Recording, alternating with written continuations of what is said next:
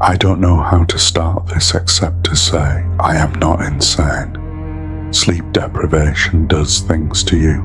It unravels the edges of your mind, makes shadows dance where there are none, turns the softest sounds into whispers just beyond your hearing. I told myself that's all it was. The exhaustion, the late nights, the crushing weight of my son's relentless wake windows. But I know better now. I wish I didn't. 3 nights ago, it started. My son Oliver, 6 months old.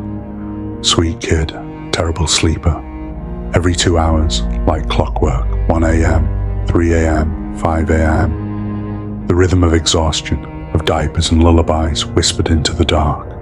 But that night was different. 3 a.m., the baby monitor crackled, his soft wail filtering through the static. I rubbed my eyes, barely awake, and checked the screen. And I stopped breathing. I saw hands, not mine, not Oliver's, pale, bony fingers curling through the crib bars. They slithered across his blanket, brushing his tiny arm. The fingers twitched, recoiling slightly when Oliver shifted in his sleep, like startled spiders withdrawing into the dark. My skin went cold. I should have run. I should have screamed. But all I could do was watch. As if sensing me, one of those hands slowly turned toward the monitor and waved. I tore out of bed, crashing into the nursery. The room was empty. Just Oliver, shifting slightly in his crib, lost in some infant dream. The closet door was open a crack, but inside, nothing. Just tiny onesies and stacked diapers.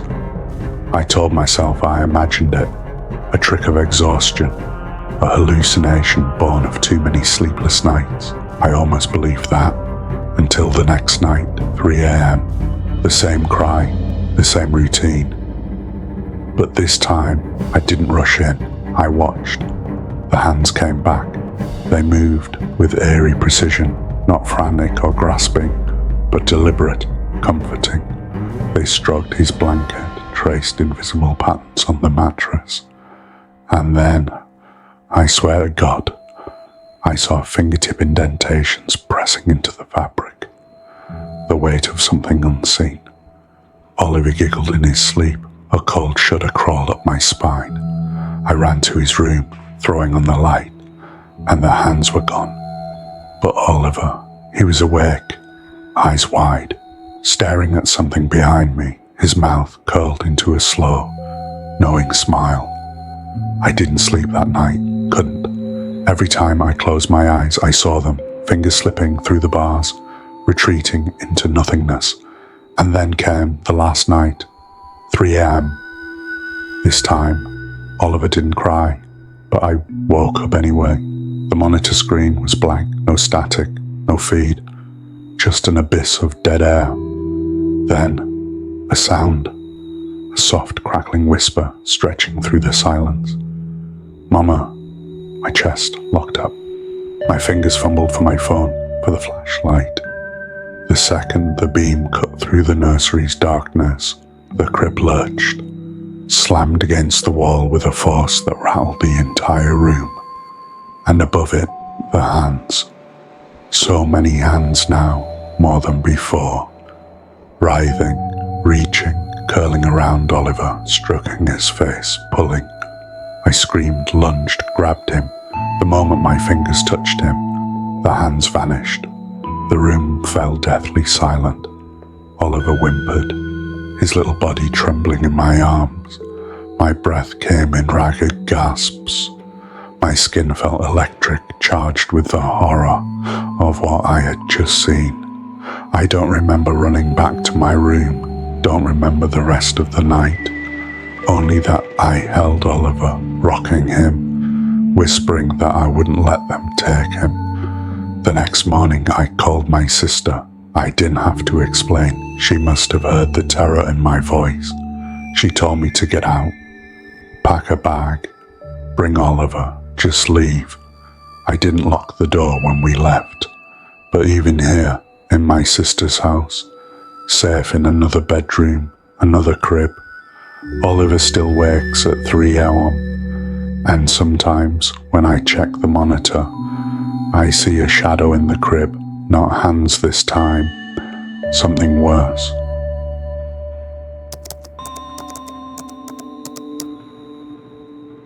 I've never believed in the supernatural. Ghosts, demons, things that go bump in the night. It's all just stories. But something happened recently that I can't explain, and for the first time in my life, I felt real, skin-crawling chills. My wife and I live in a newly built home, our home. We designed it, watched the foundation get poured, oversaw every detail. Nothing old, no creepy history, no reason for anything to be off. We also have infant twins, which means we're used to exhaustion, sleepless nights, and strange noises over the baby monitor. But this was different. It started a few nights ago. Twin Bjorn was having a rough time. Normally, both babies sleep from 7:30 p.m. to 6:30 a.m., give or take a little fussing. We have their nursery set up perfectly, a humidifier, a white noise machine, and a baby monitor. None of them make any sounds beyond what they're supposed to. That night, though, Twin B wouldn't settle. Every time we got him to sleep, he'd wake up screaming again. It wasn't hunger, and he wasn't sick, just inconsolable. By 2 or 3 a.m., I was running on fumes. When he started crying again, I hesitated. Maybe he'd settle on his own. Maybe we'd just been going in too much. And that's when I heard it. A distinct, deliberate shh, shh, coming through the baby monitor. I froze, my breath catching mid-inhale. The sound was too crisp, too human. It wasn't the white noise machine. It has a constant static hum. Nothing rhythmic. This was slow, soft, intentional. Someone was shushing my baby. My heart pounded against my ribs, but exhaustion muddled my thoughts. Maybe I imagined it. Maybe I was dreaming. I glanced at my wife, expecting her to stir, but she was still asleep. After a few minutes, Twin B settled, and somehow so did I. I convinced myself I had imagined it. Until the next morning. Over breakfast, my wife hesitated, then said, "I had the weirdest moment last night. I swore I heard someone shushing through the baby monitor. I thought it was you, but then I looked over and you were right there." My stomach dropped. I told her I heard the exact same thing at the exact same time. We stared at each other, neither wanting to say what we were both thinking. Our baby monitors aren't on Wi-Fi. There's nowhere someone could be on the other end. We live in a rural area with no close neighbours. So, who or what was trying to soothe our baby in the middle of the night? I keep telling myself there has to be a logical explanation. Some strange interference. A trick of exhaustion, something. But every time I walk past the nursery door in the dark, I get that crawling feeling at the base of my neck, like someone is already in there, waiting.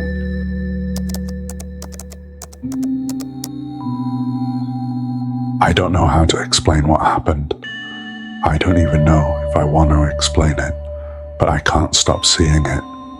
Every time I close my eyes, it's there, burned into my brain like a brand. And it started with something so simple, a reflection. My son, Noah, is 8 months old. He's just started babbling, just started reaching for things with chubby hands, just started recognizing himself in the mirror, or at least I thought he had. Every night before bed, I carried him to the hallway mirror. He loved it.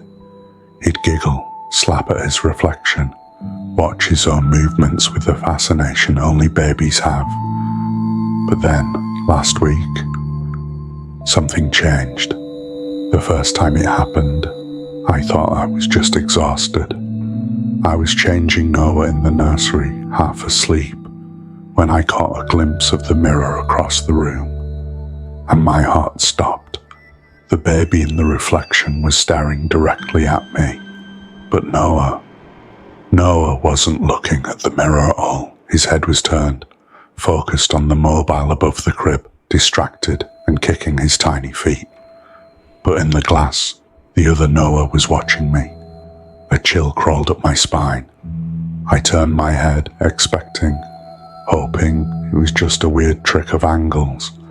But when I looked back at the mirror, the reflection was still staring. A slow creeping grin spread across its tiny face.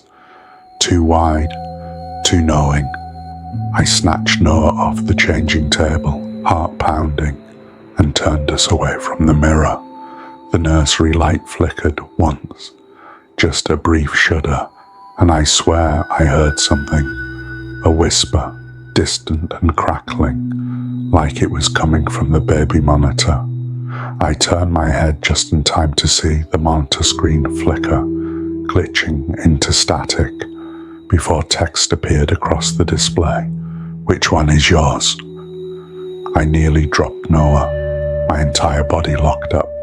I stared at the monitor, my breath coming in shallow gasps. The words blinked once, twice, and then the screen went dead, just black. I backed out of the room, gripping Noah tight, refusing to look at the mirror again. That night, I barely slept. Every creak of the house made me flinch. I kept Noah in bed with me, my arms wrapped around him like a shield. But even as I tried to convince myself it was just exhaustion playing tricks on me, a thought burrowed deep into my brain, gnawing at my sanity. What if the baby in the mirror wasn't a reflection at all? The next morning, I did the only thing I could think of. I covered every mirror in the house. Bed sheets, towels, anything I could find. My wife thought I was losing it, but I didn't care. I wasn't taking any chances. But then, things started making sense.